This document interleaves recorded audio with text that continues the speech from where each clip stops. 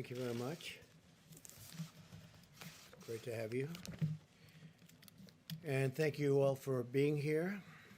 My administration is taking new action to ensure that America has the medical resources and equipment needed to fight the global pandemic. It's been a brutal pandemic for over 150 countries all over the world.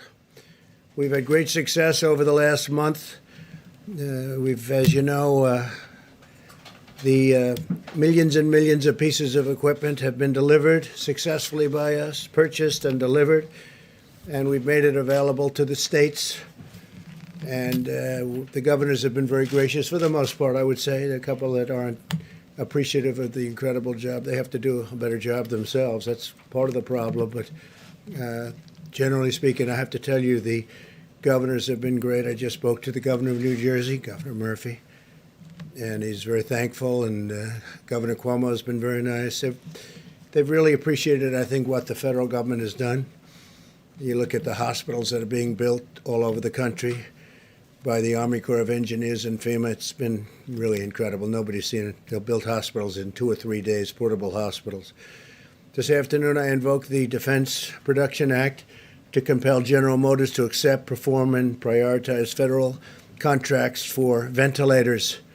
Ventilators are a big deal, and we've delivered thousands of them, and oftentimes you don't need ventilators very much. Hospitals don't have very many, and now we're turning out that we have to produce large numbers, but we've been able to do that, and we're going to be doing a lot more. This invocation of the DPA should demonstrate clearly to all that we will not hesitate to use the full authority of the federal government to combat this crisis. We thought that we had to deal with, as an example, General Motors, and I guess they thought otherwise. They didn't agree, and now they do. They do agree, and I think we might be able to pull it, but we let them know the way we felt, and they can't be doing that. We'll work in partnership with the private sector, but where an emergency exists, and it's very important that we get to the bottom line and quickly, we will do what we have to do and immediately exercise all available lawful authorities to get the job done. This afternoon, I also signed an executive order investing, and very, very strongly investing, the Department of Health and Human Services and the Department of Homeland Security with the full authorities available under the Defense Production Act to respond to the outbreak of the terrible virus, the invisible enemy, as we say. My order also establishes that Peter Navarro, a very trusted person from the White House, and he's done an incredible job for me in terms of negotiation, in terms of understanding where the world is going economically. But my order establishes that Peter will serve as National Defense Production Act Policy Coordinator for the federal government. That's a very important position, more important probably than it's almost ever been in our country. And so I want to congratulate Peter and his family. I know he's going to do a fantastic job. He's been doing that job over the last few weeks. Peter is a PhD in economics from Harvard, has a master in public administration from the Kennedy School, also from Harvard. And he's a tremendous guy, and he will do a fantastic job. And I'd like to maybe ask, before I continue, Peter to say a few words, please. Peter? Thank you, Mr. President. And of course, you know the Harvard joke. You can tell a Harvard man, you just can't tell them much, right? You can't tell them. So, anyway, on a serious note, let me just give you a little idea of the Defense Production Act and why it is so important. We are engaged in the most significant industrial mobilization since World War II. We have a wartime president fighting an invisible enemy, and we have the full force of government coupled with the full power of private enterprise bearing down on this problem for the American people, sir. What we had to do today with President Trump's order with respect to General Motors, I want to give you a little background on that. We need industrial mobilization to make adequate ventilators, particularly in the very short run, to help the people of New York, Detroit, New Orleans, Chicago, Denver, Seattle, all around this country as this virus bears down. And the ventilators really are the most important thing for patients who become most seriously ill. They are literally the lifeline for people. And I've personally been working with FEMA, and I've been working with HHS and over 10 ventilator companies, making sure we can get what we need as quickly as possible. And virtually every one of those companies has been cooperative, patriotic, moving in Trump time, which is to say as soon as possible, sir. But we did have a problem with GM and Ventec. On the one hand, we had Ford and GE moving forward on a similar kind of project, patriotically moving as fast as possible. Over the last several days, we ran into roadblocks with GM. We cannot afford to lose a single day, particularly over the next 30 to 60 days. So President Trump invoked the Defense Production Act as a way of enhancing and accelerating this mobilization. I salute him for doing so. It's going to make my job so much easier. For the most part, we've had tremendous cooperation from the private sector. Today, sir, was the right day to do it. Thank you, sir. Thank you very much. Thank you, Peter. And good luck. My administration is marshaling the full power of the American government, and we will do that, and that's what we've done, and we will continue to do it until our war is won. Economic, scientific, medical, military, and homeland security, all of this to vanquish the virus. We are working to sign contracts immediately with the major ventilator companies in the country, including GE, Philips, Medtronic, Hamilton, Zoll, RedMed, Hillrom, and Vyaire. These are all companies that do this, great companies. The FDA will be reducing and waiving unnecessary regulations in order to get this done. We're going to be getting rid of certain, let's say, barriers to speed. We want them to get it done quickly. They've been doing it for a long time. They've been making ventilators for a long time. Hopefully General Motors will join in the fray. Under the normal condition that you would be regular times, 29,000 ventilators are distributed in the United States each year.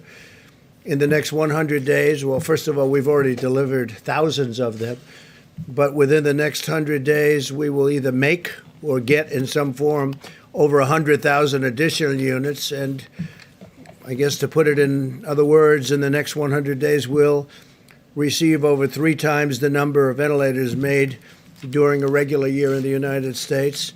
And that doesn't include all of the thousands and thousands that we've given to the various states, a lot of them. We delivered thousands, as you know, to New York, and they didn't know they got them. And then we also had thousands put in a warehouse, and that was also for New York, and they just found out that they were there. So we have to make sure that when we deliver things, they get distributed. Earlier today, I spoke to the CEO of Boeing, Dave Calhoun, and Boeing will be producing and donating face shields to help our medical professionals on the front lines. These are actually pretty intricate in terms of the plastic and the quality of the materials. They're important. They've got to be top of the line, and they're going to do thousands of these a week. They've already tested the production, and they're ready to begin producing all of these shields. That's the plastic shields that go over the face. Well, Boeing is also offering us the use of their, what they call the Dreamlifter cargo plane. It's the largest plane in the world. And this is sort of a picture of it. They called up just a little while ago. And that can sort of take anything. That's the biggest in the world. And they're letting us use that for the distribution of product all over the country, especially the heavy product or large quantities of product. And Boeing will dedicate up to 3 planes to the mission of flying medical supplies anywhere we need it. Each plane can carry 63,000 pounds of cargo per flight. That's a lot of cargo. I also signed an executive order giving the Department of Defense and Department of Homeland Security the authority to activate the Ready Reserve components of the armed forces. This will allow us to mobilize medical, disaster, and emergency response personnel to help wage our battle against the virus by activating thousands of experienced service members, including retirees We have a lot of people, retirees, great military people, they're coming back in, who have offered to support the nation in this extraordinary time of need. And they come back in, they don't say how much, they don't say what are we getting paid, they just want to come back in. It's really an incredible thing to see. It's beautiful. This afternoon, I also signed into law $2.2 trillion in urgently needed relief for our nation's families, workers, businesses, and Americans of every race, color, religion, and creed. And the 2.2 trillion goes to 6.2 trillion, depending on need. So it's the largest bill ever signed, and not just emergency relief, but of any kind. We've never signed a bill of that magnitude. And, you know, incredibly, it was 96-0 in the Senate, and it was essentially the same thing in Congress. They did it very quickly. In the House, they did it very, very quickly. So if you look at Congress, what they've been able to do, the House was voice vote, I guess they would call it, and something like that rarely takes place, and 96-0 in the Senate for the largest bill in the history of our country. That's pretty good. And I want to thank Republicans. I want to thank Democrats for coming together for the whole of the nation. And this is a great thing, a great victory. This is going to save companies that are incredible companies, but that are going to need some help because of what happened. A month ago, they were outstanding. They were having the best year they ever had. And then we got hit. And so we'll help them out. It's thousands and millions of jobs. It's millions of jobs. And I just want to thank everybody for working so hard. And that includes the people standing with me right here. The legislation extends a vital lifeline to American families and American workers with job retention loans for small businesses. And a big focus of the bill is small businesses. They're really they're the energy. They're whatever you want to call it in terms of our nation. They push. People have no idea how big a factor, Peter can tell you, the small businesses are in this country from an economic standpoint, from a job standpoint. We expand the unemployment benefits for workers very substantially, and direct cash payments will be going to American citizens, substantial. This legislation also provides a massive increase in funding for hospitals, for the Disaster Relief Fund, and critical supplies, including masks, respirators, and pharmaceuticals of all types. And speaking of pharmaceuticals, as you know, we're working on vaccines. We're getting some good response, and we're working on therapeutics and cures. And we have some very interesting things happening. This afternoon, Apple launched a new tool created in partnership with our task force, the CDC and FEMA. Any individual who is concerned that they might have the virus can now download the free COVID-19 app on their iPhone and answer a set of simple questions about their symptoms and risk factors. It's getting to be a very modernized system indeed. They'll soon receive HHS recommendations on what to do next, including whether they should get tested or not. And again, we only want people to get tested if we think they need it. In a few moments, Secretary DeVos and Secretary Perdue will discuss new partnerships with the private sector that are providing meals to millions of students while schools are closed. They've both been incredible, the job they've done. I appreciate them very much. We're grateful for the assistance of Niran Chaudhary, CEO of Panera Bread Company. They've been so incredible to us. And to the people of our country, and Denton McLane, chairman of McLane Global Logistics, and they've joined us. They're on stage with me. They're going to speak. Throughout this ordeal, I've been awed and inspired by the American people more than anything else, more than anyone else. Americans of every walk of life have followed the guidelines, shown incredible compassion, and sacrificed greatly on behalf of their fellow citizens.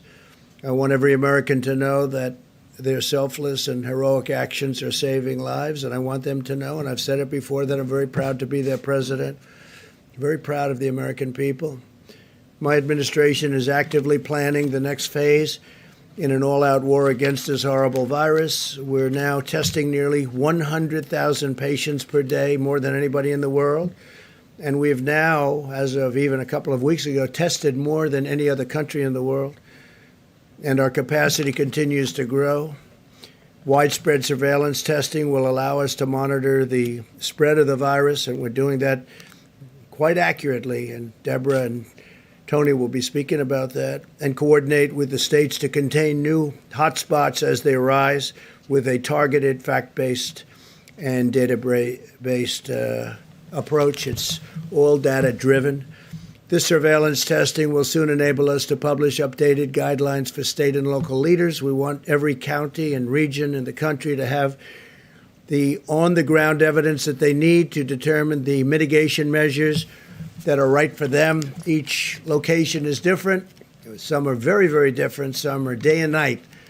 Some are in great shape and some aren't in great shape. And we'll be able to have very accurate information very shortly. We already have a lot of that information. America is bravely battling this pandemic through cutting-edge science, medical innovation, and rational, deliberate, and determined vigilance. No effort will be spared in winning this war. We're going to win the war. Hopefully, we're going to win soon and with as few lives as possible lost. You see what's going on all over the world. You see the lives. You see Italy. You see Spain. You see all of these countries going through so much, going through such hell. And we're all in very strong communication. I can tell you our professionals are dealing with them every day. Many of the countries, so many countries, but many of the countries we're dealing very directly and closely. And we're going to be in very good shape in terms of certain equipment that's very hard to get, very hard to manufacture, and at the right time we'll be distributing that equipment throughout the world to other countries. Boris Johnson was asking for ventilators today. As you know, he's tested, unfortunately, he's tested positive, and that's a terrible thing. But he's going to be great. I'm sure he's going to be totally great. But they want ventilators. Italy wants ventilators. Spain wants ventilators. Germany wants ventilators. They're all calling for ventilators. Well, we're going to make a lot of ventilators, and we'll take care of our needs, but we're also going to help other countries. So I just want to thank everybody. I want to thank our great American citizens, and a lot of incredible things are happening, really happening, and it's too bad. I was saying before, we had the press conference when we signed. We had a signing ceremony when we signed the largest bill in our history. And I said, think of it, 22 days ago, we had the greatest economy in the world. Everything was going beautifully. The stock market hit an all-time high again for the over 150th time during my presidency. And the world was looking good. And then we got hit by the invisible enemy, and now you have countries all over the world reeling. But we're winning it, and we'll be bigger and better and stronger than we were even before. And we will also have apparatus in place that works. We won't have broken systems. We'll have incredible systems. So if this should happen again, and hopefully it won't, but if a thing like this should happen again, we'll be able to handle it very much more easily. So with that, I'll take a few questions. Steve, please. Tell us a little bit about these negotiations with General Motors. What were they reluctant to do, or was it a debate over cost or profits? Well, it got to be a debate over cost. We don't want to think too much about cost when we're talking about this. This is not cost. I wasn't happy where General Motors built plants in other locations over the years, not so much during my term, but they built a lot of plants in other countries. I won't name the countries, but you can imagine. And so I didn't go into it with a very favorable view. I was extremely unhappy with Lordstown, Ohio, where they left Lordstown, Ohio in the middle of an auto boom because we had 17 car companies coming in, and then they were leaving one plant in Ohio. I love Ohio, and what happens, that became the story. Not that all these plants are moving in, but that you had one plant they were leaving. And frankly, I think that would be a good place to build the ventilators, but we'll see. We'll see how that all works out. But so I wasn't too thrilled. And then we thought we had a deal for 40,000 ventilators, and all of a sudden it became 6, and then price became a big object. But Peter Navarro is going to handle that, and Peter will do a very good job. We'll see. Maybe they'll change their tune, but we didn't want to play games with them. Yeah, Mr. President, 2 questions for you. One on state quarantines and the other one on the search for treatment. The first one, over the last 24 hours, governors in multiple states, including Florida, Rhode Island have issued quarantine orders for travelers coming from The other quarantine states. orders? Quarantine orders, yeah, and they are intercepting people on highways, at airports.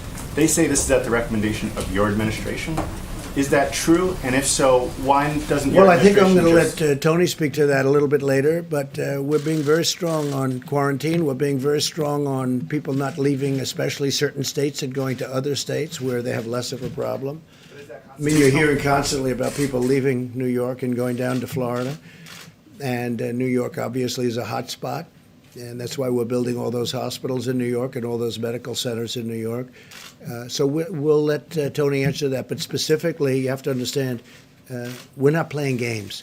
John? Mr. President, if I could come back to the invoking DPA. This morning you tweeted about it, and I'm told it was coincidentally, not long after that tweet, Ventec and GM announced that they had reached an agreement to at their Kokomo, Indiana plant, which is a clean facility that makes electronic equipment, produce up to 10,000 ventilators a month, with the first ones to be delivered in a couple of weeks. So why the need after that to invoke DPA? It wasn't after, it was before. And we just were not getting there with General Motors. We weren't getting there. We were getting there with a lot of other companies, and we have the people that are doing it for me in the room right here. And we can talk to you later about it. But we have to get these people on board. We're not looking to get into a big deal on price. We're not looking to be ripped off on price. We don't want prices to be double, triple what they should be. So General Motors, we'll see what happens. But now they're talking. But they weren't talking the right way at the beginning, and that was not right to the country. If I could just follow on that, Mr. President. Last night you told Sean Hannity you didn't think that there was a need for 30 or 40,000 ventilators, yet today you basically federalized General Motors to produce tens of thousands. Well, I Did think something there's a change? very good chance we won't need that many. And I think, frankly, there's a great chance that we're not going to need that many. But you know what? There are a lot of other people that are going to need them. We have countries all over the world that are friends of ours, and we will help those countries. We're in a position to do things that other countries can't. So we have sort of an interesting position. We can make them because we're going to be making over 100,000 pretty quickly. So we can make them. And if we don't need them, John, that's okay because we can help Italy and we can help UK, Boris Johnson specifically. I mean, when I say, how are you feeling? And the first thing Boris said to me is, we need ventilators. So surplus will be Oh, sold absolutely. We're not going to be keeping her. All over the world, they want them, and we're in a position to make them, and other countries aren't. Okay? Mr. President, if I first can follow up on that, Governor Cuomo had said 30 to 40,000 ventilators is what he needed. He based that on the experts that were advising him. What are you basing your assessment that he doesn't need that many on? Well, if you look, and I think you can ask that question best of Deborah, but I think their estimates are high. I hope they're high. They could be extremely high. We're doing even hospitals based on pretty high estimates. You know, I'm doing them anyway. And as I told John, if we do not need them, that would be wonderful. We can help a lot of great people all over the world. We can help them live. But I think his estimates are going to be very high. We're going to see. Don't forget, we sent thousands of ventilators to New York, and they didn't know they got them. Then we sent thousands of ventilators to New York. They have a warehouse, a New York warehouse in Edison, New Jersey, which is an interesting thing. And we sent them to Edison, New Jersey. They were in the warehouse, ready to go, and New York never took them. So they knew they were there. So we have to get people lined up. But we've given them, and I'm not blaming New York. Look, this is something that's of a magnitude that nobody's ever seen before. But I'll tell you what, the federal government's done a hell of a job. So we sent thousands of ventilators to New York, and they didn't know about it at the time they were complaining. Thousands. We had 2,000, and then 2,000, and then 4,000, and they were going there in large numbers. And then before that, we sent many thousands. We want to have so many that we do have more than we need because we can send them to other great countries, that have been our friends, and they'll never be able to do it themselves. Yeah, Said that please. some of the governors are not appreciative of what the federal government's done, and you've suggested that some of these governors are not doing everything they need to do, like that these governors are at fault. Can you be specific? What more in this time of Well, a I think national we've done a emergency great should these job for the governors state do? of Washington, and I think the governor, who's a failed presidential candidate, as you know, he leveled out at zero in the polls. He's constantly tripping, and I guess complaining would be a nice way of saying it. We're building hospitals. We've done a great job for the state of Washington. Michigan, all she does is she has no idea what's going on, and all she does is say, oh, it's the federal government's fault. And we've taken such great care of Michigan. You know the care we've taken of New Jersey. I think if you ask Governor Murphy of New Jersey how are we doing? I think you'd say great. I think he's a Democrat. Governor Cuomo has really said we're really doing a great job. And I saw the news conference where he was thanking the people from FEMA, the people from Army Corps of Engineers this morning. I mean, they built a hospital like in 3.5 days. And it's a big hospital in the Javits Center. And they're building medical facilities in different parts of New York. And Governor Cuomo's been appreciative.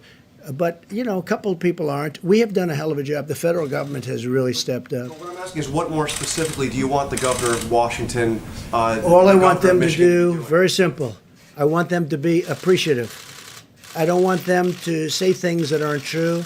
I want them to be appreciative. We've done a great job. And I'm not talking about me. I'm talking about Mike Pence, the task force. I'm talking about FEMA, the Army Corps of Engineers. There's no country in the world could have done what the Army Corps of Engineers has done and is doing. Now they're going in and building they're going into hotels and renovating hotels. That should be for governors to do. That should be for states to do. We have the Army Corps of Engineers so teed up and so stocked up, and they're really psyched, and they're incredible. And there's no games with these people. They're in there screaming, get it done, get it done. There's not like sitting around taking it easy. These are workers. These are incredible people. So I think the Army Corps of Engineers, when somebody, for political reasons, wants to blame, I view that as blaming these incredible people. Nobody's ever seen it. I don't know if you've been to the Javits Center. Now, I've seen it. I would love to go there, but with all that we're doing, we will be tomorrow at the hospital boat. We have this incredible hospital boat. It was supposed to be ready in 3.5 weeks because it's under maintenance, a big maintenance contract. We were able to get it done quickly. We were able to stock it up to the top. And it's leaving tomorrow at 2 o'clock. It's leaving Virginia. It'll be in New York on Monday, weeks ahead of schedule. I think even the media, I think the media and governors should appreciate it. And I have to say, the media's been pretty good, and the governors have been really good, except for a couple. And with them, it's just political. How's Trump doing? Oh, well, I don't know. Let's blame. Because we have done a job the likes of which nobody's seen. So it's the words they're saying that you're concerned about. I think they should be appreciative, because you know what? When they're not appreciative to me, they're not appreciative to the Army Corps, they're not appreciative to FEMA. It's not right. These people are incredible. They're working 24 hours a day. Mike Pence, I don't think he sleeps anymore. These are people that should be appreciated. He calls all the governors. I tell him, I'm a different type of person. I say, Mike, don't call the governor of Washington. You're wasting your time with him. Don't call the woman in Michigan. Well, it doesn't make any difference what happens. The governor of Washington? No, you know what I say? If they don't treat you right, I don't call. He's a different type of person. He'll call quietly anyway, okay? But he's done a great job. He should be appreciated for the job he's done. Yes, ma'am. Given that older Americans are advised to stay at home and avoid travel, is it absolutely necessary for you to go to Norfolk, Virginia tomorrow to wave goodbye to the ship? No, but I have spirit for the country. We have sailors, we have doctors on that ship, we have everything. I'm not going to be jumping around in a huddle. But, yeah, I think it's a great sign. The President of the United States, they got a ship out of maintenance, completed all the work in a fraction of the time. It was supposed to be there for 3.5 additional weeks, so they got it done, and it's in great shape, and they're sending it up. So the answer, it's a good question. It's a fair question. I just feel that as the leader of our country, when they can do work like they've done, and they've been working all day, all night, medical supplies, everything, loading up that ship, I don't think it's the worst thing in the world. It's right down the road practically, right, Virginia. And I think it's great if I go to Virginia. I guess I can take helicopter or plane. It's like a tiny trip.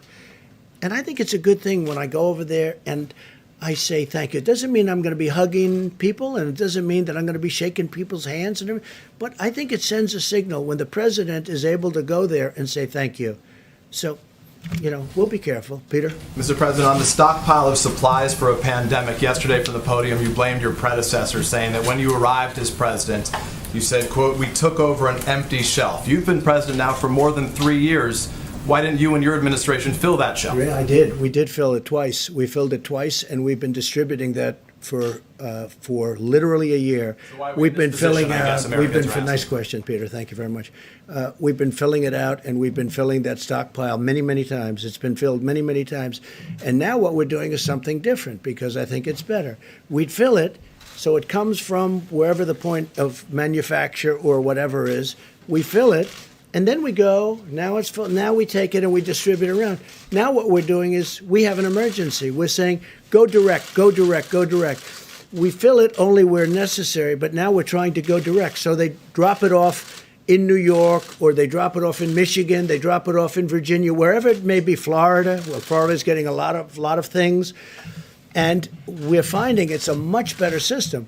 But we've filled and we've stockpiled many, many times. Yeah, we ended up with an empty shelf. Yes, please.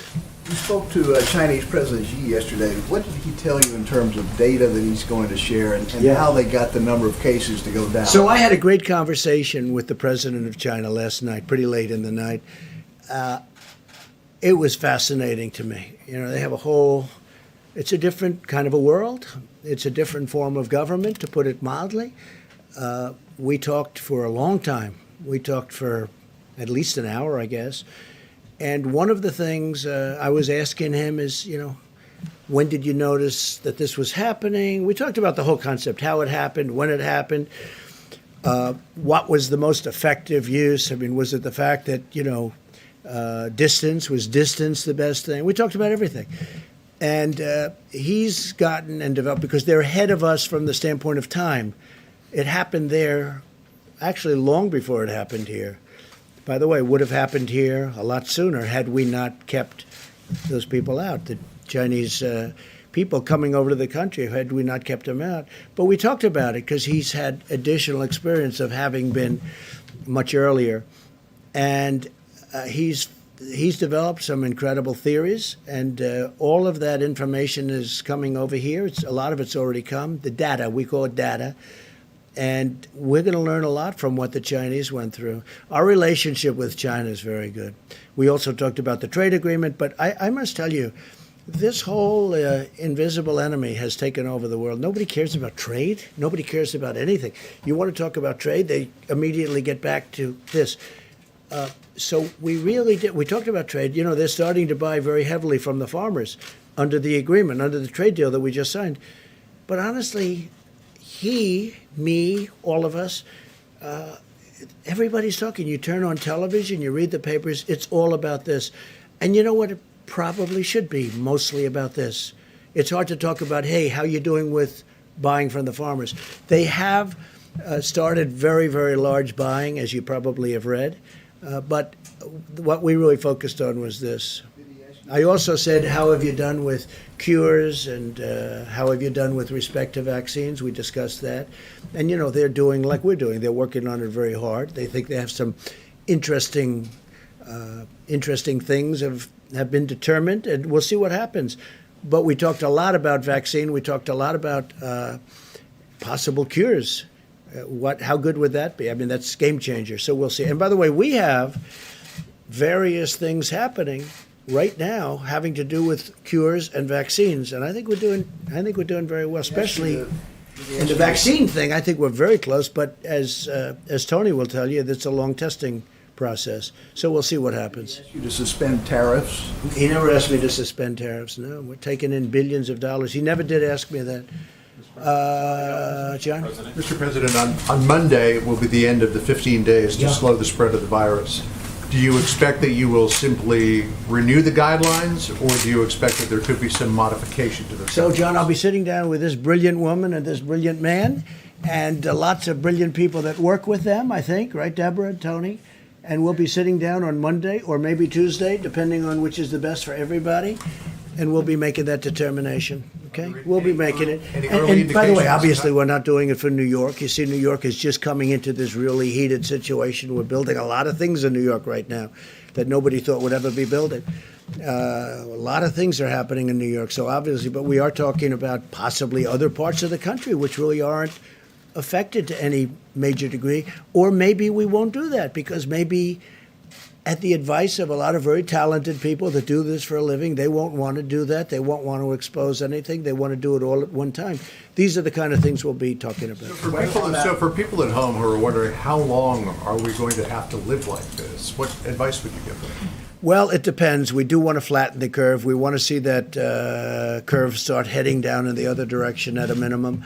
And we really have to talk about areas of the country that have not been affected or certainly have had a very small effect. And we'll see. I certainly want to get it open as soon as possible. I don't want it to be long, but we also want it to open safe. Otherwise, what did we do? So could it be months? I hope not. I hope it's going to be sooner. I hope it disappears faster than that. I really think that the people of our country have done a great job. Last night I was watching, and I'm looking down Madison Avenue and Fifth Avenue. John, there were no people in the street. I mean, normally you wouldn't be able to see the sidewalk. There'd be cars all over. It'd be like rush hour stuff. I'm looking at it, and I'm saying, I can't believe it. There are no cars. There are no people. There wasn't one person on Fifth Avenue walking down the street. I've never seen that before. You know, I guess maybe at 1 o'clock in the morning, 4 o'clock in the morning maybe, but I've never seen that before. The people have been incredible. They've really been, when you talk about distancing, social distancing, I mean, you know, we don't have a law. We're not going to put them in jail. And yet, they're really, I think there's two things. Number one, they are afraid. And number two, they really are wanting to win this thing. Yes, please. I wanted to ask you about United Airlines said today that they're worried that there's not enough money for them in the $2.2 trillion bill that you just signed, and that at the end of the sort of aid period, which would be the end of September, where the restrictions on layoffs come off, that they could be seeing significant layoffs. Sure. And so I was wondering what your reaction to that was, and what the administration might do to prevent. So yeah, sure, it's a good question. We have brilliant people. We have a tremendous amount of money, and we have brilliant people that I'm taking from Wall Street, with Secretary Mnuchin, who's done an incredible job, a brilliant guy. I'm taking from Wall Street, people that I've known, that you all know, the top people in the world. They don't want money. They don't want, I mean, will they get something? I guess maybe they'll get, who knows, peanuts, what they want compared to what they would normally get. I'm taking the smartest, the most brilliant people in the world in finance, and they're going to be dealing. I'm not going to hire somebody that's never done it, that's a political person or anything else. We're getting the most brilliant financial minds in the world. I know all of them. You know all of them. I mean, you read about all of them. I guess some you don't read about, and they're probably the smartest of them all. But the fact is, we're taking these brilliant people, and they'll be dealing with United, and they want to help. Look, the airline business, I'll tell you right now, the airline business has always been a tough business. It's always been a very tough business, tough to make money with. It's got every barrier you can have, that business has. But for our country, it's very important. We have to take care of our country. We need the airlines to stay. It's also big for jobs. So we will be able to handle United, and we'll be able to handle Delta, and we'll be able to handle all of it. We have plenty of money. Now, will we end up owning large chunks, depending on what these great geniuses decide, along with the executives of the different companies? You know, it's possible. And they'll make a better deal on the loan, but the taxpayer will then end up owning a big chunk of companies. As an example, Boeing. Boeing, until a year ago, was the greatest company, I think, in the world by far. There wasn't anything close. I believe it was 1% of GDP, okay? Think of it. One company, 1% of GDP. It was flawless. Then it had the problems, and then it had on top of it this whole thing with the virus. So Boeing will probably need a hand, and we're going to bring Boeing back to health. But we have the smartest people in the world. We have the smartest, I don't even know if you know that. I think this could be the first time you've heard it. People like Larry Fink we're talking to, and that's BlackRock. And we have, you know, the smartest people. And they all want to do it. They all, I mean, this to them, they love this country. They all want to do it. So we're speaking to people like that, and they'll be able to work it out. I guess my question is, there's probably a tension between bringing companies back to economic health and protecting people's jobs. I'm wondering if you're going to intervene and ask Treasury Secretary. No, I think they're the same thing. I mean, you know, bringing people back to health and protecting people's jobs. To me, and I'm okay at this stuff, that's the same thing. I'm in a much different position as president than if I were an investor or something. But I want to bring them back to health because I want to preserve their jobs, but I also want to preserve airlines because that's preserving lots of other jobs. That's preserving the travel and leisure industry, which is perhaps the largest industry in our country if you add it all up. You add up all the hotels and all the traveling and all the planes and everything else, probably by far the largest industry in our country. So saving the airlines is very important. And the airlines were all doing well. You know, the airlines were doing record business a month before this today, let's say. Even 22 days to be exact, right? When we first started seeing some real signs of problems. They were at record levels. Last year they had a record year, the biggest in the history of the airlines. Everybody was doing well. I mean, I was presiding over the most successful economy in the history of the world.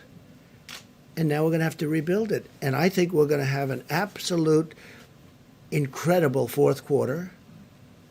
You know, maybe it's slightly after that, to be honest. But it's going to be in that time period. As soon as we get rid of this, I think we're going to have an explosion upward. It's going to be incredible. Please. Mr. President, Florida Governor Ron DeSantis has issued some of the fewest restrictions in the country, yet Florida has the highest percentage of elderly in the country. That's true. Do you believe Governor DeSantis is handling this well? Do you have I do, confidence? because he's a very talented guy. He's a very good governor. Everyone loves him. He's doing a fantastic job for Florida. He was not happy with the people coming down from New York. You know, they're flying down from New York, and he had a state and has a state with, you know, obviously a lot less problems. Florida's been doing really well in the sense of testing. The testing has shown much better results. I mean, they'll talk to you about that later. But no, he was very unhappy with the people coming down from New York, and I understand that. No, Ron's a very tough guy. He's a great governor, and I have tremendous confidence in him. And, you know, he had the beach situation. He resolved that. He will get it all resolved. Yeah, please. I have two questions, Mr. President. First, yesterday in your letter to the governors, you said that you want to categorize certain counties of high risk, medium risk, and low risk. Practically speaking, how are you going to enforce that? How can you stop people from You have high to go risk, louder. for example? You have to speak louder. Sorry. How are you going to stop people from going from high risk areas to low risk areas? In your letters to the governors. We have some very, very strong restrictions, but you're right. I don't like it. So we're seeing how it works. The data is coming in on Monday and Tuesday, and we're going to see how it looks. But, you know, can we go to a tougher level? We can, but that causes other problems. We're going to see, and we'll be reporting back very shortly after my meetings with Tony, Deborah, and others that we're going to be meeting, and our vice president. We're going to be reporting back to the media, okay? Please, corner. Thank you. Hi, Mr. President. Owen Jensen with EWTN News. Yes. Millions of school kids across the country are home, including my own, bored, restless, learning a little bit online, but it's better in the classroom. You know that. Yeah. And my kids, they're crawling the walls and climbing the walls, and my wife is about to lose it. Right. So many of them are watching right now. What would you say to those kids right now? Elementary school, middle school, high school. What would you tell them right now who are watching from home? I would say that you are a citizen of the greatest country anywhere in the world. And we were attacked like nothing that's happened possibly since 1917, many, many years ago. We were attacked. And we're winning the battle, and we're going to win the war, and it's not going to take, hopefully, that much longer. But we have to win the war. And I would say that they have a duty to sit back, watch, behave, wash their hands, stay in the apartment with mom and dad. They look like they're lucky to have you as a father. And just learn from it. But, you know, the young people have been tremendous. Some of them are very happy not to go to school. You understand that. Perhaps yours, perhaps not. But we have literally had no problem. But again, they should just sit back and be very proud of our country because we're doing it for them. You know, ultimately, we're doing it for them more than anything else, if you think about it.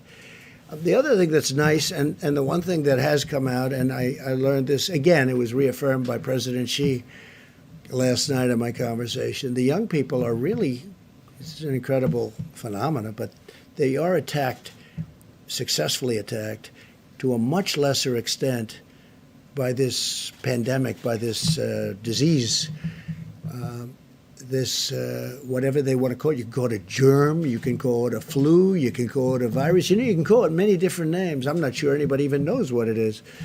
But the children do very well. It's almost the younger they are, the better they do. I guess the immune system is, sadly for some of us, their immune system is stronger. But actually, I'm very happy about that. But they have been attacked, for instance, the Spanish flu.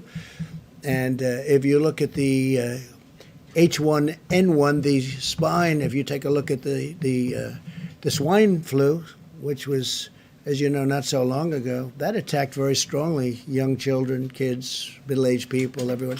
Age is a factor here, so your children should be in good shape. But just tell them to be very proud of the country, okay? Just to follow up real quickly, when does the risk become an acceptable one to allow people to go back to their lives? Maybe Well, we're Dr. going to make Fauci that would- determination. And you're going to have something to do with that. And look, we're going to be guided also. You have some real strong feelings. The media, I'll tell you what, the media generally, I mean, I've impressed, a lot of the media has been fair. I'm not used to fair treatment in the media. I don't know. I don't know how to handle it. But the media has really been, overall, I think the media has been pretty fair. Some not. I mean, I could tell you who, but what's the point? But the media has really been fair. I mean, they view this as that we're all in a problem together, and we're going to win. We're going to win. Please. Yes, thank you, President Trump. New York is currently the epicenter of the outbreak in the U.S. with about half of the cases. Yeah. Yesterday, Kellyanne Conway laid a lot of the blame for that on the mayor, pointing out that he told people to go about life as normal and he resisted closing schools and businesses. I'm wondering if you agree, and also if I could ask you your thoughts on the stimulus bill preventing aid to your businesses. Do you think that's fair, and what are your thoughts on that? Well, that's not happening. I mean, I think they wrote us out. And that's all right, but that's not happening. As far as the mayor of New York, I'll be honest, I didn't know him well. He and I are obviously opposite persuasions, and we would go at it, but we didn't, I don't know if we ever spoke other than to maybe say hello a couple of times. I did down at the Memorial, World Trade Center Memorial once a long time ago. So I've spoken to him a lot, Mayor de Blasio, and we've really had incredibly productive discussions. I've gotten him a lot of people.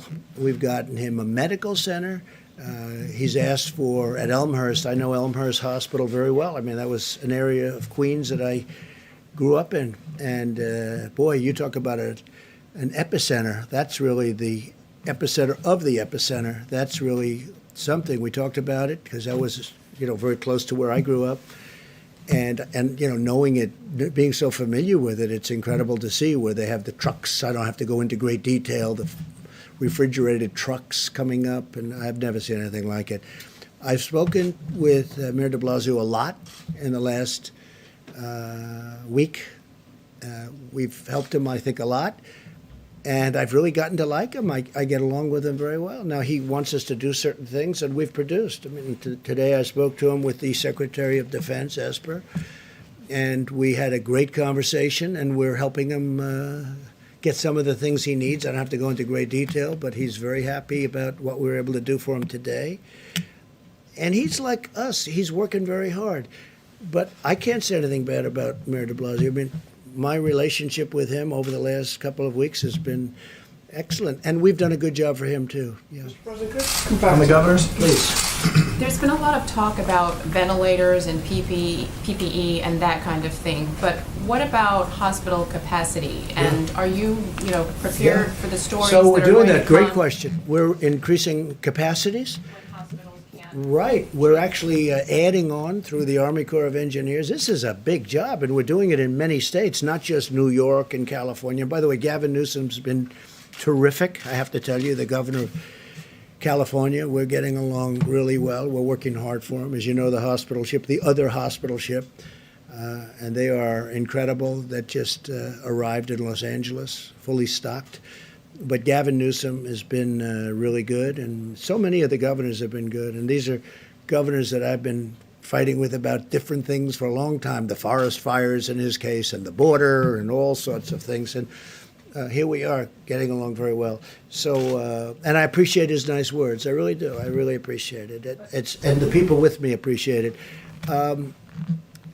Do you have another question? Well, I was going to say on the issue of hospital capacity Yeah. and beds and So, being able to yeah, treat good- people and good not question. have them die because they can't have a hospital. Yeah, well, I mean, look, we just started this, we were just notified, and some of the governors have asked us to build hospitals through extensions, through portable hospitals, through things, and, normally this, in all fairness, this is done normally through local government. We don't go into cities and expand a hospital that's existing, but we're doing it now because we really are equipped to do it. We have incredible people, and we're expanding hospitals. We're building many portable hospitals, not only Javits Center, where you have 4, plus you have 4 medical centers, but we're doing it in New Jersey, Governor Murphy. We're doing it in other states. We're doing it in California. We're doing some in the state of Washington, despite the fact that I'm not appreciative of the way the governor speaks. We're doing it in a lot of different locations, and we're doing a lot of expansions. We're also taking over buildings, and the city will go in, or the state usually will go in, take over a building, and we go in and equip it and make it so that it's now hospital functioning. They call it hospital functioning. We're doing a lot of that. Again, this is normally done by governors and then give it to the city to do. You bring it into the point. But we're doing a lot of that, and they're doing a great job, mostly done by the Army Corps of Engineers and FEMA. A couple questions on those governors. You and your team obviously have had classified briefings on the pandemic, I assume, for a while now. Were the governors included in those briefings that you would have got in January and February? When That I did you don't warn know. the governors, as you would have had the information first? Yeah. Well, they say I had classified briefings a long time ago, which wasn't true. But we've had briefings, and as I know it, the governors have also had many briefings by the federal I guess, government. to tell them this thing was coming. This was a... Oh, I think a we bullet knew. train. I think we knew for a while. But if you take a look, I was the first one to say to China, and I have great respect for China, I will tell you that. But I was the first one when they had the problem to say you can't come in. And if you go back, that's a long time ago. So if I can follow up. Mr. President, on this question of ventilators, I understand you have a question whether or not New York needs as much as they want. Governor Cuomo is saying 21 days from Here's now. what we're going to have. Are you ready? We're going to have more than we're manufacturing a lot of them now. We're accumulating a lot. We're taking a lot through the act. We're taking a lot. We're actually taking them. And we're going to have, in a very short period of time, and Peter's doing it along with some very talented people, some really talented people. It's very impressive, actually. But we're actually taking a lot. We're going to have plenty.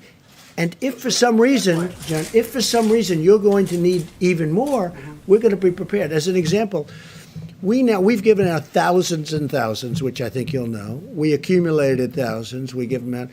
But we right now, I think in the stockpile, we have over 10,000. The reason we don't want to distribute that is for exactly what you're saying.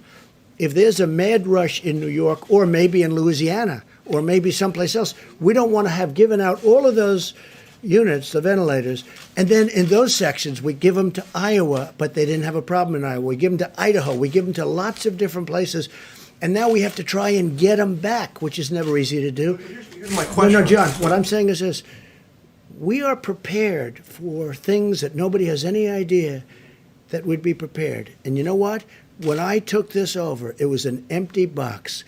We didn't have testing. We didn't have anything. We had a broken system there. We had a broken system with stockpiling. We had a lot of broken systems. And I'm not just blaming President Obama. You go long before that. But in all fairness to all of the former presidents, none of them ever thought a thing like this could happen. But we have right now 10,000 ventilators in stockpile. We are ready to go with those ventilators. What we don't want is where we distribute the ventilators like we did in New York and they didn't need them, or they didn't know, or they didn't use them. If we need them in New York, we're going to have plenty. Now, we're getting a lot of ventilators in the next short period of time. A lot of ventilators are coming in the next short period of time. We're manufacturing. We went to all of the companies. I read their names. We went to all of those companies. They are going to go, I would say, round the clock, Peter. Is that right? They're going round the clock. Is 100 days fast enough, like you said? Is that fast enough to get 100,000? Because some of these Let's people put need it this way. 3 weeks. Let's put it this way. We've distributed thousands and thousands already. Normally, these would be bought by states, just so you understand. Normally, these would be bought by governors. They were, I don't want to say unprepared, but nobody was prepared for this. What we've done, nobody can even imagine. And by the way, I've had governors tell me, including Democrat governors, They said, we can't believe you've been able to do this. And you go to other countries, and we're not only competing against states, because we don't want to compete against states. We've had a couple of cases where states were buying, we were buying, and I said specifically, because I heard about it, pull back, let the state buy it. Immediately, the price goes way down, and they end up buying it. But we're also competing against many countries, because many countries need the ventilators. That's why I want to build more, if possible. John, maybe we'll take one more question. If I get to the question the question I was building up to is are you able to guarantee, to assure these states, these hospitals, that everybody who needs a ventilator will get a ventilator? So here's what I'll tell you. I think we're in really good shape. This is a pandemic, the likes of which nobody's seen before. I think we're in great shape. I think that, number one, we've distributed, ventilators is a big deal. We've distributed vast numbers of ventilators, and we're prepared to do vast numbers. I think we're in great shape. I hope that's the case. I hope that we're going to have leftovers so we can help other people, other countries. Everybody who needs one will be able to get a ventilator. Look, don't be a cutie pie, okay? You know, everyone who needs one. Nobody's ever done what we've done. Nobody's done anything like we've been able to do. And everything I took over was a mess. It was a broken country in so many ways other than this. We had a bad testing system. We had a bad stockpile system. We had nothing in the stockpile system. So I wouldn't tell me what like being a wise guy. Go ahead. Mr. President, you signed a bill today the size of which could choke an entire herd of horses. And before you even had a chance to put pen to paper, people were already talking about the need for phase 4. Yeah. Do you see a need for phase 4, and where do you think the priorities would lie? There may be something where we're going to help states, because the states have been hurt very badly. And the beautiful thing about our country is $6.2 trillion, because it is 2.2 plus 4. It's $6.2 trillion. And we can handle that easily because of who we are, what we are. It's our money. We are the ones. It's our currency. We can handle it, and we can handle. I watched Jerome Powell the other day, and he did a good job. He said, "We'll do whatever we have to do." John, we have to do whatever we have to do. Where do you see the priorities being? The priority is life and safety, and then the economy. Life and safety. Does the Easter goal stick? It seems like earlier in the week you said we love Easter, but now it seems like it could be longer. A lot of things We're can. heading into a long weekend. Yeah. What do you tell those folks who think they're going to have to wait this out for a while? I tell them if it's your life, then it's your safety. And if we need more time, they're not going to have a problem waiting it out. It's life, it's safety, and it's our country. But we have to take care of people. At the same time, we want to get them out. They want to get out. Our country was built on that. But we have to make sure it's safe, and everyone knows that. Okay, one more question, please. Has your thinking changed over the last 30 days? Thank you. Both the World Health Organization, as recently as today, and your own health officials have said that any treatments that we use for coronavirus should be scientifically demonstrated to be effective. But at the same time, you've said that chloroquine, as an example, could be used as a cure very soon. So is the WHO and your health officials wrong on this point? Are they... So hydroxychloroquine, which is supposed to be the better of the two, seems to have some good backing. We're going to see. Look, Governor Cuomo, we've given him 10,000 units. It's a lot. And they're testing it. It's a malaria drug. It's also a drug for arthritis. And it's phenomenal for those two things, as you probably know, especially for malaria. But we're going to find out soon. I hope it works. There are signs that it could be doing well. They are testing 10,000 units. It's a lot. And I tell you what, I want to thank the FDA because they approved it immediately. Based on the fact that it was already out for a different purpose, they approved it immediately. So, look, hydroxychloroquine is a very powerful drug for certain things. And it's a very successful drug. There's reason to believe that it could be successful here. Now, the reason I disagree with you, and I think Tony would disagree with me, but the reason I disagree with you is that we have a pandemic. We have people dying now. If we're going to go into labs and test all of this for a long time, we can test it on people right now who are in serious trouble, who are dying. If it works, we've done a great thing. If it doesn't work, we tried. But this is not something that's going to kill people. So we can go in and we can test, or we can take our time. When I was with the FDA, you know, they indicated that, well, we'll start working on it right away, and it could take a year. I said, what do you mean a year?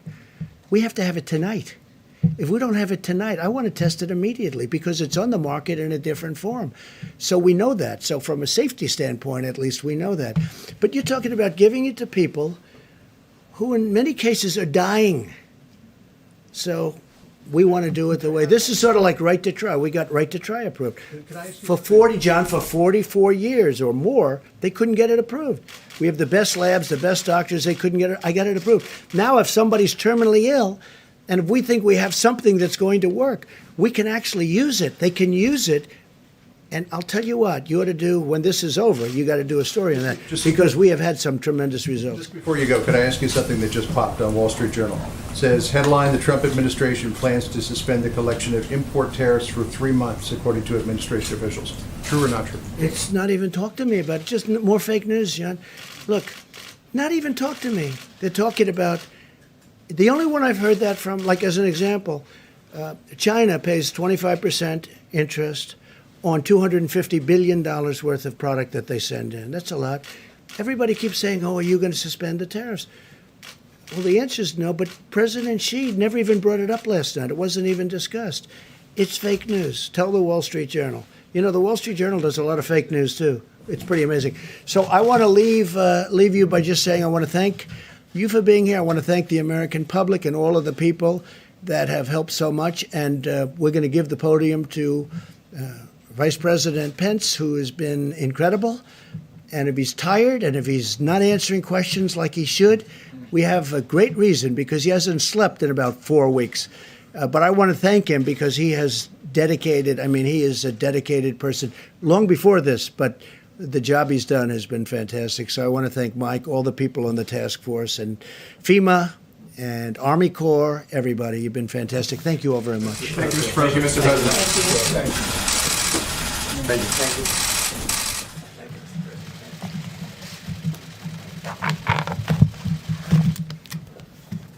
Well, good evening, everyone, and thank you, Mr. President.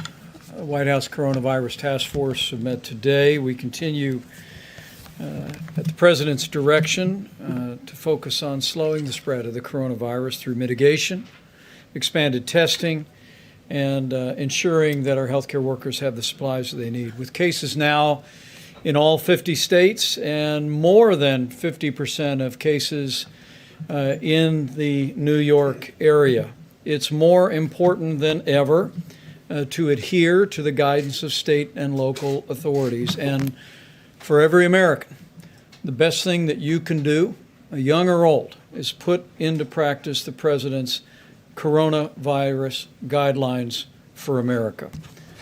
It is the way that each of us can do our part. Since we last spoke, as you all know, the President signed the Coronavirus Aid, Relief and Economic Security Act. This makes direct payments available to American families. The average family of 4 will receive a direct payment of some $3,400.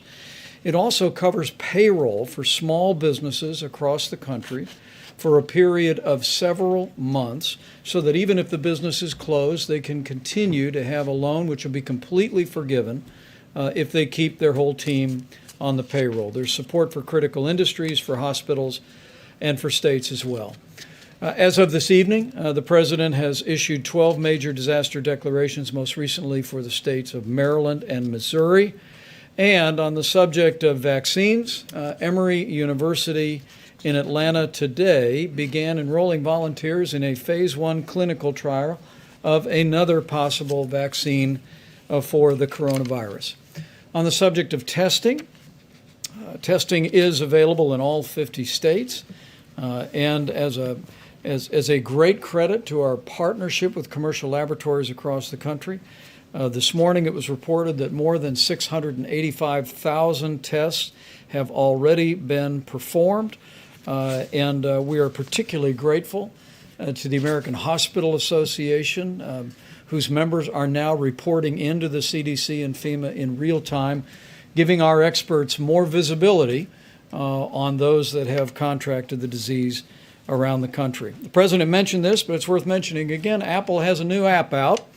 It is a screening tool that'll help Americans determine whether they should be tested. It has a easy format, question and answer. If you have issues about whether or not a test is appropriate for you, you can use the new Apple app to accomplish that as well. On the subject of supplies, the President spoke about the priority that we're placing on personal protective equipment and especially ventilators, and I will not add to that. I can tell you that this weekend we'll be reporting on aggressive efforts that our supplies stabilization task force at FEMA is taking to import medical supplies from around the world. We're working as we speak on an airlift from a number of countries around the globe to deliver very important medical protective equipment to the United States. At the present moment, you've heard the numbers, but from the Strategic National Stockpile, we distributed more than 7 million N95 respirators or masks, more than almost 3 million face shields, more than 8,000 ventilators, and donations to the Strategic National Supply. We've mentioned Apple donating some 9 million masks that can be used by healthcare workers, but Merck recently announced plans to donate 500,000 masks, USPS 500,000 masks, and a little company called Puritan in Maine is actually in the business now of manufacturing swabs. So businesses large and small all across America are rising to the challenge. As the President noted, he will attend the embarkation of the U.S. Navy ship Comfort tomorrow from Norfolk. The U.S. Navy ship Mercy arrived in Los Angeles today. We will continue to focus resources and supplies on those areas around the country that have seen significant outbreak. But let me send a word to hospital workers around the country. We continue to hear anecdotally and occasionally see in media reports people who have concerns that their hospital may be running short on personal protective equipment in the days ahead. We just encourage you to alert your hospital administrator. Hospital administrators, please alert your state health director. Tonight, Administrator Gaynor at FEMA will be speaking to all of the state emergency directors in America to talk about the availability of resources, but also encouraging them to have a plan to perhaps even use their National Guard to move medical equipment from storehouses to hospitals. We'll be working very closely with state emergency managers on issues of logistics. But today, we're fortunate to be joined by two members of the Cabinet who have been very busy making sure that the children of America have the meals that they need while school has been suspended in so many places around the country. Secretary DeVos and Secretary Perdue are going to share some exciting news and progress that we've made in feeding children who need nutrition assistance while schools are closed. The truth is many underprivileged kids would not be getting school meals apart from the fact that as we stand here today, our administration has approved waivers for all 50 states to give them flexibilities to work with local partners to get meals to children that are in need, and also a nationwide waiver to allow parents to pick up meals. But what's most exciting today, as our two cabinet secretaries will reflect, we have private sector partners, a few of whom are with us today, who are helping us speed important meals to children and to families around the country. You'll hear in a few moments from the chairman of McLane Global Logistics and also the CEO of Panera Bread about the work that they are both doing to literally deliver millions of meals to American families. It's truly an inspiring story, and I look forward to hearing it from them and sharing it with you. But it's just one more example, as President Trump said, that we'll get through this, and we'll get through this together. Not only a whole of federal government approach, working with all of our state partners, working with healthcare authorities at the local level, but also working with businesses that have been willing to step up and stand at the point of the need and be there for the most vulnerable and help us meet the needs of our children and of our families. And on behalf of the President and a grateful nation, we thank you. Madam Secretary. Thank you so much, Mr. Vice President. And I just want to begin by thanking President Trump for his clear-eyed leadership during these challenging times for our country and for our world. And Vice President Pence, for your tremendous leadership of the task force and for truly making a difference that's certainly true for America's students and teachers as well. Most of them, as Owen said a moment ago, experiencing unprecedented disruptions in learning and in their lives. I want each of them to know that President Trump and his administration are taking decisive action to keep them safe and healthy so they can continue learning. We must rise to the challenge of educating all children from all walks of life who all of a sudden are in many, many different learning environments, and they're counting on all of us to find solutions. I'm really pleased to be here today for the announcement of another terrific solution initiated under the President's leadership. Secretary Perdue is going to share details of this public-private partnership, but before that, I'd like to provide a few additional comments and talk about the work that the Department of Education has been doing on behalf of students, parents, and teachers during this national emergency. My team and I are in contact daily with governors, state school chiefs, college presidents, superintendents, and local education leaders. We are quickly responding to their needs so they can do the next right thing for their students. Most governors have decided to close some or all schools in their states for a period of time. As a result, students may not be able to take federally mandated standardized tests this spring. And the President took action to make sure they didn't have to. We made the process to delay these tests for a year fast and painless. As of today, 47 states have requested the delay or the waiver, and 46 have been approved within a 24-hour period. We also released additional information making clear the expectation that education will continue for all students. The transition to distance and online learning needs to happen quickly, and it needs to include meaningful instruction and supports for children with disabilities. Learning should not stop or be denied because schools fear federal regulators or fear doing something different. Distance learning is happening. States like New Hampshire and Florida have implemented phased and tiered approaches to meet the needs of students in their states. Other schools and states are implementing creative approaches and working through practical realities to help students continue learning. In remote Colorado mountain towns without internet connectivity, teachers are putting weekly learning packets together, and they're holding office hours by phone to help their students when they're stuck. South Carolina is deploying 3,000 buses with mobile Wi-Fi hotspots to help kids in remote areas access learning that way. This national emergency gives all of us an opportunity to come together to educate all students out of principle. It's simply not an acceptable option to educate none of them out of fear. So we stand ready to assist educators and their students. We're compiling all of the tools we have produced, along with the great resources that states are offering to help keep learning going.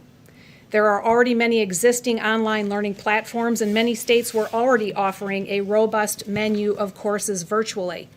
We will be adding that information to our website on an ongoing basis, and that site is ed.gov/coronavirus.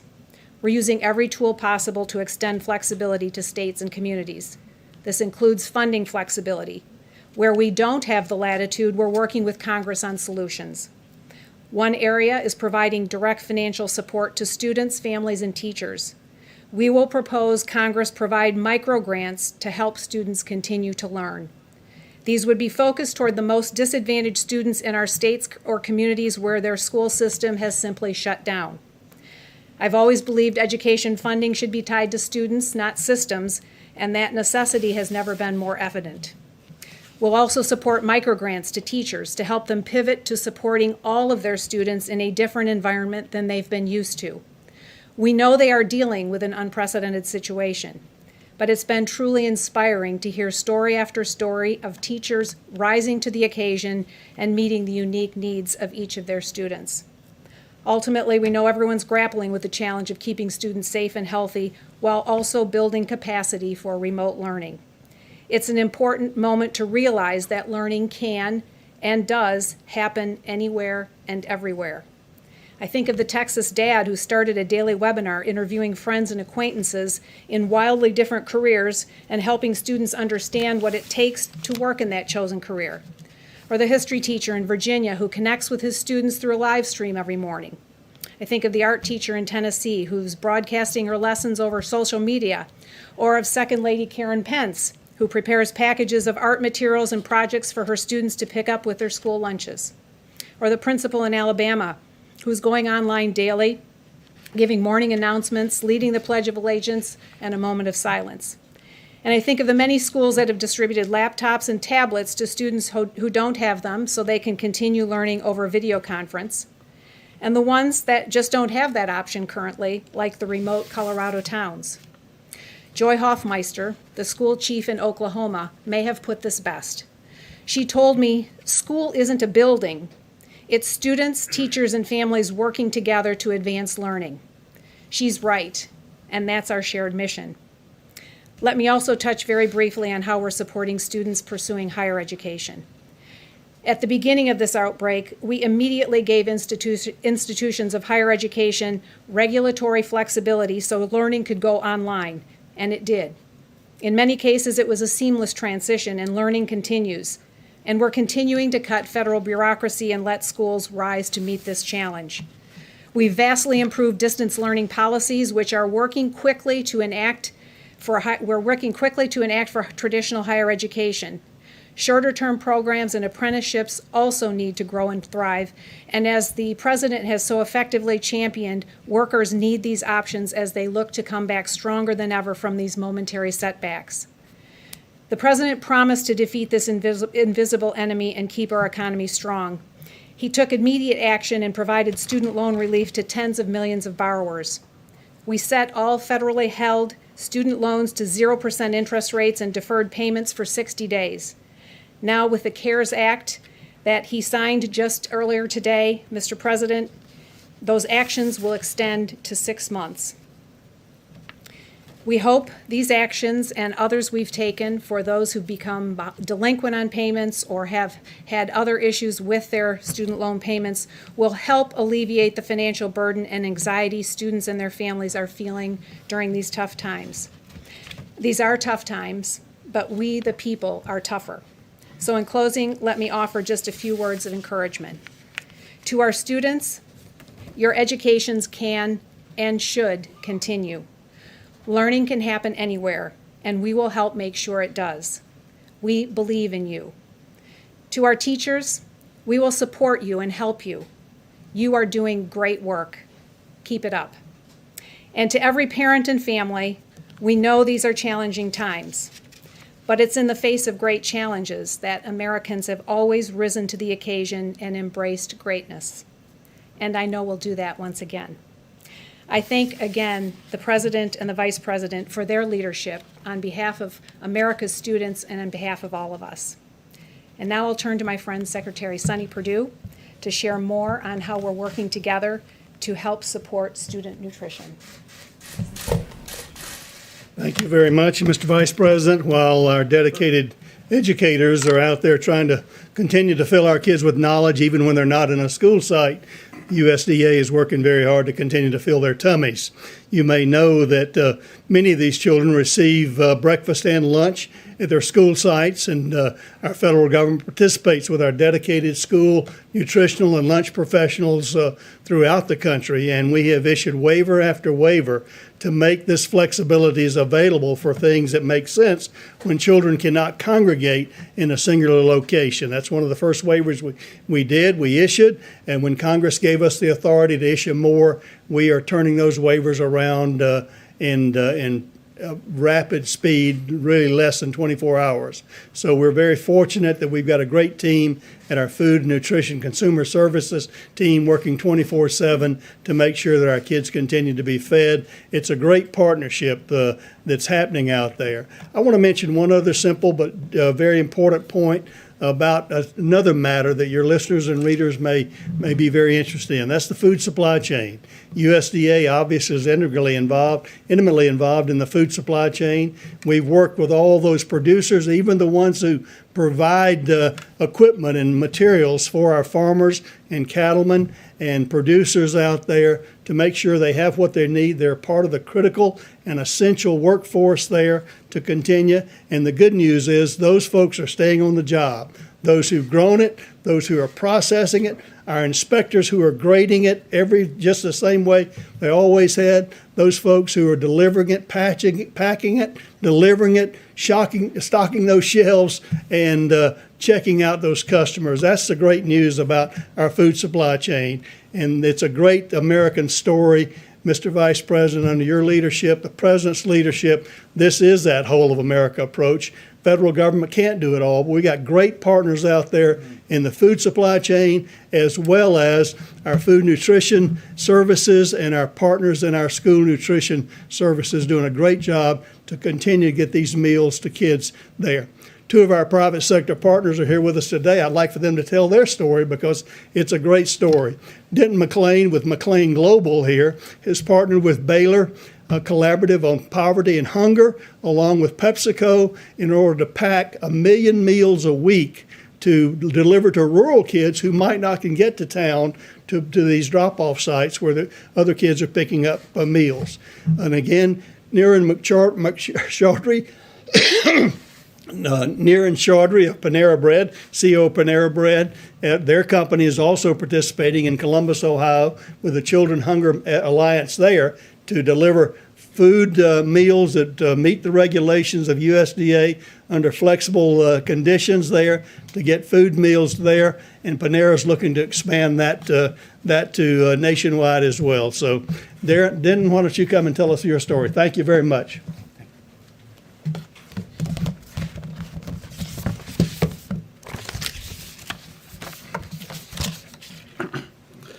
Thank you. Mr. President, Mr. Vice President, Secretary Perdue, and Secretary Voss. Right now, there's a lot of focus on our large cities and the enormous challenges that they face. But imagine this. You live in Iberia Parish, Louisiana, or you live in the Nome Borough in Alaska. Your schools are closed, and normally your children get 2 meals a day at school. Both parents are working from home, but mom and dad just can't get to town where meals are being offered for pickup. That's about to change, and change for the better. Because of this USDA program, McLane Global will source, secure, receive, organize, assemble, package, label, and then deliver boxes straight to a child's home. And here's another big difference. For the first time, we'll be able to offer shelf-stable meals that will last 2 weeks. That's a true game changer for rural families. It's happening because of the President's order to do whatever it takes to get the job done. Everyone knows that tons of paperwork can be like lighter fluid for a great idea, and this is a great idea. We field tested it in 2019, and it worked. You've heard today about the administration's work on this project. Here are some other important partners in this effort. We have Baylor University. They will provide sponsorship and oversight. In addition, we are deeply appreciative to UPS and the United States Postal Service, and we are joined by PepsiCo Company to help get this accomplished. Because of this collaboration and our tireless employees, I can report to you the boxes are ready to ship. And after all, this is all about the children who must be fed during this crisis. We stand ready to serve. Thank you, Mr. President and Mr. Vice President, for caring about the specific needs for the children who live in rural America. Thank you. I want to welcome Niran Chaudhry, CEO of Panera Bread. Good evening. Thank you, Mr. President and Mr. Vice President, for your leadership. It's an honor to be here, and I'm deeply grateful for the opportunity. This is an extraordinary time, and I passionately believe that at such times we must all come together and do our very, very best to contribute and make a difference. At Panera, our mission is simple. It is about ensuring that good food is accessible to everyone, especially those who are the most vulnerable, such as children, and especially at a time like this. And we are absolutely determined to make a difference in this regard. Today, we are announcing a partnership with USDA and Children's Hunger Alliance to serve freshly prepared, wholesome meals to children in the entire state of Ohio to begin with, and hopefully after that to expand that program across many other states in the country. I do believe that the human experience, indeed life, is all about having resilience in the face of adversity and also having the tenacity to just keep going, to just keep going. And at Panera, our associates and our franchise partners live that spirit every single day. They are resilient and they're tenacious. And on their behalf, I pledge that we are committed to do the right thing for the country and help serve those who need it the most at this very important time. We are ready to serve. Thank you very much. Outstanding. Thank you so much. Thank you so much. Thank you for your business's incredible generosity. And I'll actually allow the two business leaders to step out if you'd like. We appreciate you so very much on behalf of the President and a grateful nation. Before we go to questions, I'm going to invite Dr. Birx and Dr. Fauci to step forward with a few reflections on what we're seeing in the data. And as you all are aware, over the next several days, our team will be assembling recommendations for the President to give further guidance to the American people, to states around the country, and they can both share with you the importance of ongoing efforts of mitigation by every American, the need to support what state and local leaders guidance is to every American community, but also as Dr. Birx continues to work carefully with the modeling, analyzing the data, she'll reflect on the progress we've made in that. Deborah? Great. Thank you, Mr. Vice President. Just to pick up on some of the questions that you had earlier. So the issues that we discussed with the modeling yesterday was to ensure that the models were adjusted for the great work that every citizen is making in doing the mitigation efforts, and to see if that was reflected in the request specifically for ventilators. And so we wanted to make sure that with a limited number of ventilators and the issues that we saw in Detroit and Dearborn, in Cook County, and now in New Orleans, that we were balancing and projecting correctly based on both what the models had predicted and then whether they were adjusted for the incredible mitigation work ongoing in New York City. We understand that this week and next week will not reflect that mitigation, whether it's New Orleans or whether it's New York and the New York metro area. We know that the hospital admissions that we are seeing this week and next week will be infections that occurred before the mitigation started. But we wanted to make sure going forward that the needs reflected that. That was what was adjusted in the Ferguson model for the UK, and I know you're following that very carefully. They believe strongly that the mitigation methods that were put into place that informed our mitigation methods, we all were working off of that same model. And I want to make it clear that those models, those flu models, have been incredibly helpful to really predict what would layering of these different mitigation methods, from social distancing to staying home if you're sick, to staying in that household, to quarantine everybody in the household if anyone is positive. Now, there are other countries that took different approaches, and I want to be clear because we did hear from both China and South Korea. But it's always important that you adopt and adapt it to your community and the reality of your country. We do this around the world. You can't ever just take an off-the-shelf approach and then put it into action in your community. You have to understand your communities. And so although both China and South Korea removed people who were positive from their households and segregated them away from their families, we did not think that our Americans would adopt and adapt to that situation. And so that's why in our guidelines we asked people, if there is a family member, to try to self-isolate in the household, and so that that person is still there in the household. So I just wanted to be clear that, yes, we all heard about what China and South Korea did. As much as we could, we adapted them to the American situation, as the UK has done also.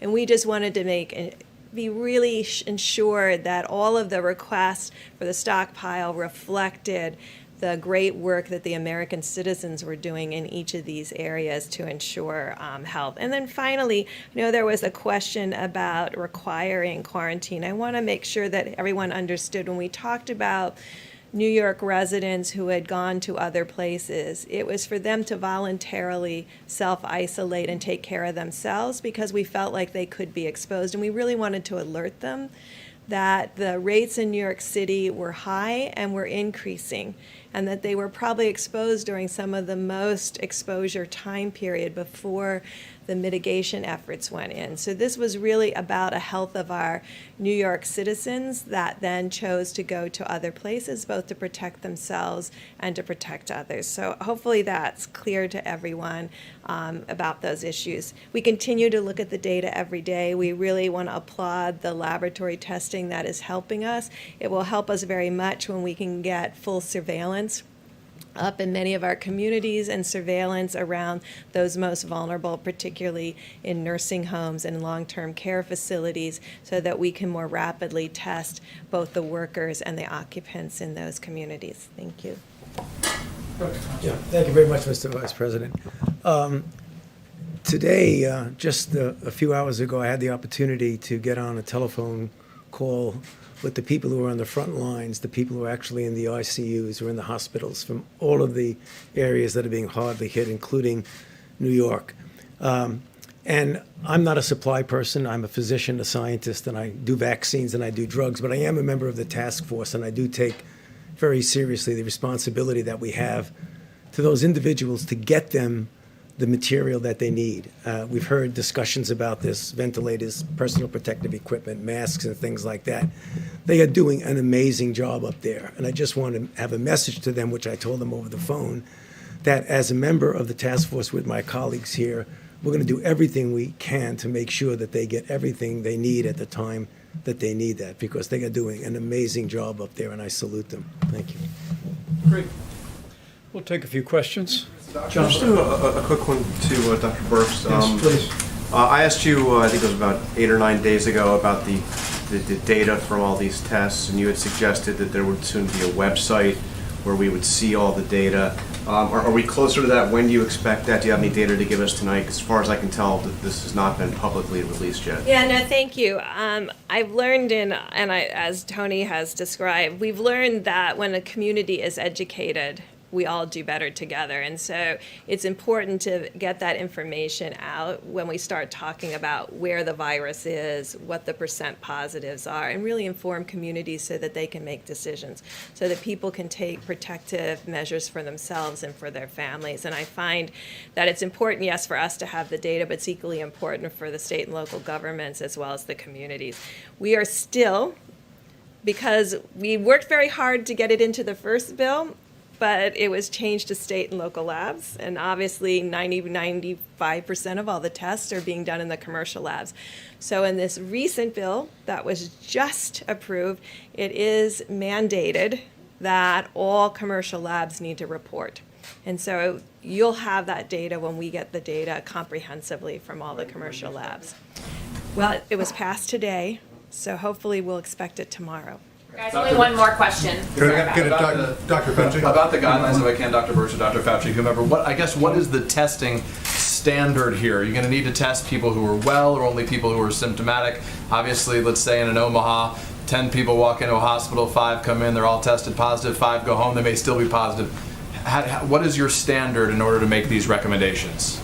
So I'm glad you asked, because the important thing about testing, it only tells you if you're positive or negative that day. You could become positive the next day.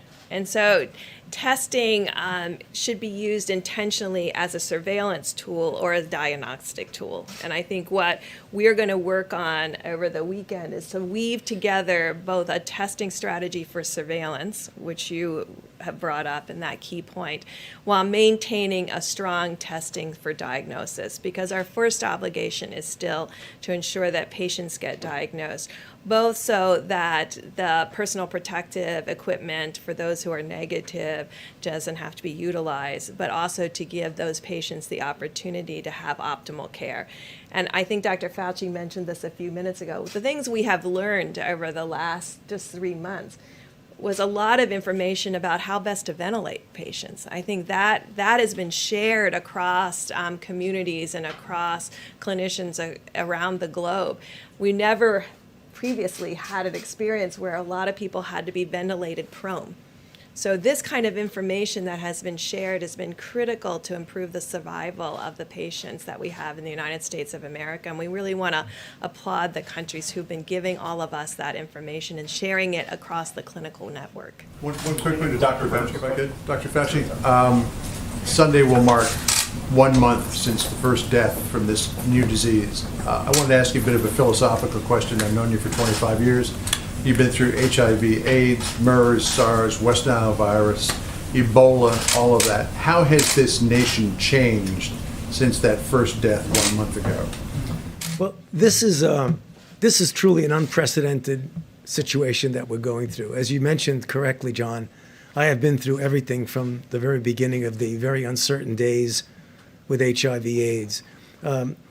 Cumulatively, if you look at what's happened with HIV/AIDS over the 38 years that we've had it, the burden and the suffering and the death has been enormous, historic. But it came over a period of time. There was the fright in the beginning. What we're seeing now in actual real time is something that's unprecedented. This is something that we have never seen before, at least in our generation. They've seen something maybe like this back 100 years ago.